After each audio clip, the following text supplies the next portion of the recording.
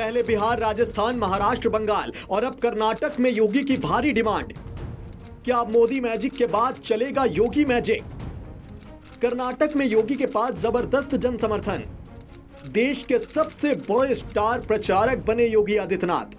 कर्नाटक चुनाव में बीजेपी को सिर्फ योगी से ही उम्मीद है कि वो कोई करिश्मा कर सकते हैं और बीजेपी की सरकार कर्नाटक में बचा सकते हैं। विपक्ष के साथ साथ पार्टी के भीतर भी विरोध झेल रहे कर्नाटक के सीएम बसवराज बोम्मई कह चुके हैं कि जरूरत हुई तो यहाँ भी योगी मॉडल लागू किया जाएगा। कर्नाटक चुनाव का ऐलान होते ही तमाम तरह के सर्वे आने लगे, जिसमें परिणाम बीजेपी के पक्ष में नहीं दिख रहे हैं। इसलिए बीजेपी के सामने सबसे बड़ी चुनौती दक्षिण के एकमात्र राज्य में अपनी सत्ता को बचाए रखना है। इस चुनौती से पार पाने के लिए कर्नाटक से लेकर दिल्ली तक सिर्फ एक ही नाम की चर्चा हो रही है और वो है उत्तर प्रदेश के मुख्यमंत्री सीएम योगी आदित्यनाथ का। आज से करीब 6 साल पहले सिर्फ सांसद रहे योगी आदित्यनाथ पिछले 6 वर्षों में यूपी के बाहर मोदी और अमित शाह के साथ सबसे बड़े स्टार प्रचारक के तौर पर पूरे भारत में उभरे हैं। योगी के चेहरे पर पार्टी 2022 में यूपी में दोबारा बहुमत के साथ लौटी। यूपी में ऐसा तकरीबन 37 साल बाद हुआ।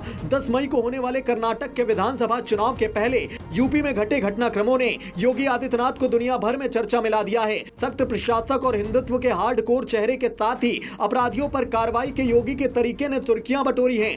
एनकाउंटर और बुलडोजर की रणनीति से योगी के प्रशंसकों में काफी इजाफा हुआ है। यूपी के बड़े माफिया अतीक अहमद के बेटे असद के एनकाउंटर के बाद योगी का सदन में पहले दिया गया मिट्टी में मिला दूंगा बयान वायरल है। इस घटना के बाद कर्नाटक में बीजेपी प्रत्याशियों की ओर से योगी रैली के लिए अर्जी और भी बढ़ गई। दिसंबर 2017 में कर्नाटक विधानसभा चुनाव के ठीक पहले योगी ने वहां बीजेपी की विजय परिवर्तन यात्रा शुरू की थी।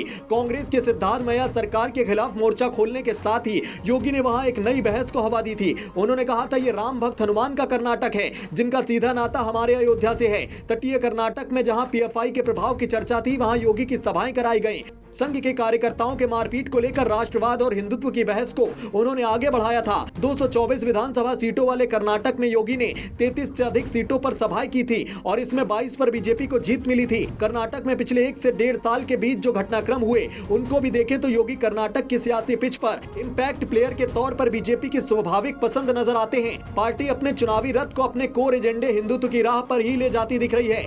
स्कूलों में हिजाब विवाद, टीपू सुल्तान को पाठ्यक्रम से बाहर किया जाना, वीर सावरकर को पाठ्यक्रम का हिस्सा बनाना और केंद्र द्वारा पीएफआई पर बैन इसकी नजीर है। चुनाव की घोषणा के 2 दिन पहले मुस्लिमों का 4% ओबीसी कोटा खत्म किया जाना भी सांप्रदायिक ध्रुवीकरण की संभावनाओं को आगे बढ़ाने की कवायद माना जा रहा है। इन मुद्दों को सियासी मंचों से उठाने के लिए योगी से प्रभावी चेहरा कौन हो सकता है? सूत्रों का कहना है पीएम नरेंद्र मोदी, गृह मंत्री अमित शाह के साथ सीएम योगी आदित्यनाथ 2018 की तरह इस बार भी कर्नाटक में बीजेपी के चुनाव प्रचार की सबसे अहम कड़ी साबित होंगे। तटीय क्षेत्रों और दक्षिण कर्नाटक के इलाकों में योगी आदित्यनाथ खास तौर पर चुनाव प्रचार की कमान संभालेंगे। उनकी और रैलियों की काफी डिमांड है। यूपी में हो रहे शहरी निकाय के अहम चुनावों के बीच भी योगी का कम से कम 3 से 4 दिन का प्रचार कार्यक्रम कर्नाटक के लिए तय है।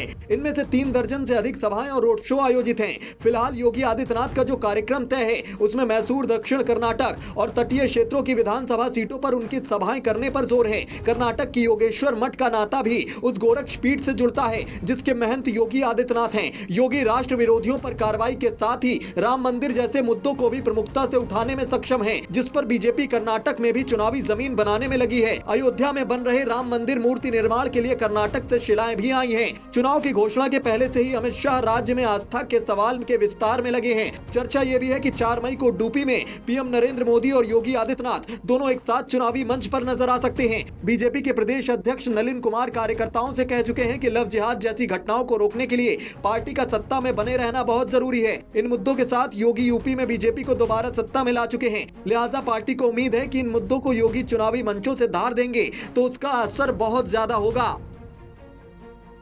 स्पीड बढ़ी है और मैं डबल इंजन की सरकार का भी अभिनंदन करूंगा कि पीएफआई जैसे संगठनों को बैन करके उसकी कमर को तोड़ने का कार्य भी कर्नाटक के अंदर हुआ है।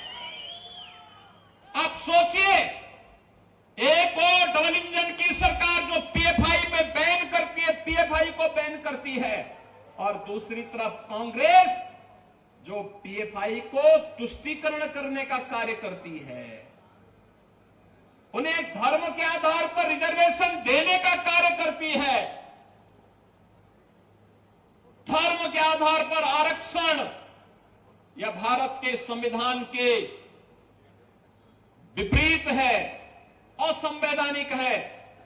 हमने अनुसूचित जाति जनजाति के आरक्षण के दायरे को बढ़ाया है, दिव्यांग जनों के आरक्षण के दायरे को बढ़ाया है, अन्य जरूरतमंदों को आरक्षण का लाभ दिया है। लेकिन धर्म के आधार पर 1947 में भारत का विभाजन हो चुका है। भारत धर्म के आधार पर आरक्षण की वकालत नहीं कर सकता है।